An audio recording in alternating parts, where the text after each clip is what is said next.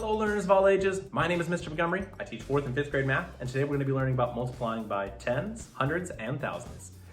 Now, multiplying by tens, hundreds, and thousands might seem very daunting at first. They're very large numbers, and multiplying by large numbers seems kind of intimidating. But it's not quite as intimidating as you think, especially if they all end in zeros or base 10 products. Now, for example, we have 2,000 times 3. It looks kind of scary, but it's okay. You've heard me mention a couple of times that my 4th graders and 5th graders know some sort of trick with zeros. Now, what it means is I have a certain number of zeros that are in my product, which means that I'm going to have a certain number of zeros in my answer, but this only works if all the ending numbers are zeros. Now, when I look at this side, I have 1, 2, 3 zeros. I automatically know that I'm going to be having 3 zeros in my answer. 1, 2, 3. Now, the two numbers I have not used are 3 and 2.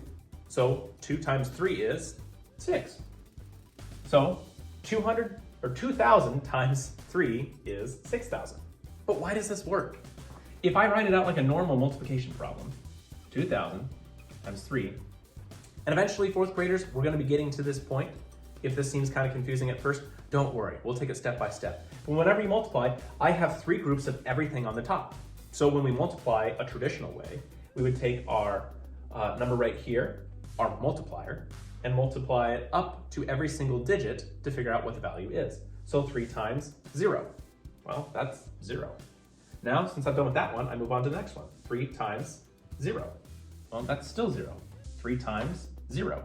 And I move to the last one. 3 times 2 is 6,000. So essentially, we're saving a little bit of time as long as our number ends in all zeros.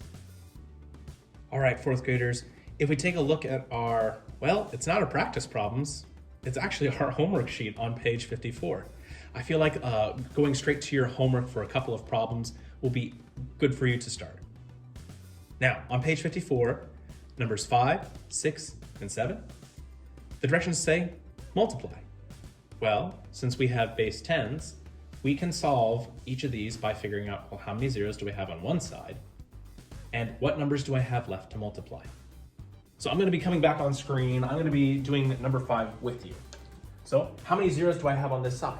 1, which means I automatically know that I have 1 0 on this side. Well, what do I have left? The 7 and the 1. What's 7 times 1? Yeah, 7. So my answer for 7 times 10 is 70. If you have any questions, please let me know once you come to class.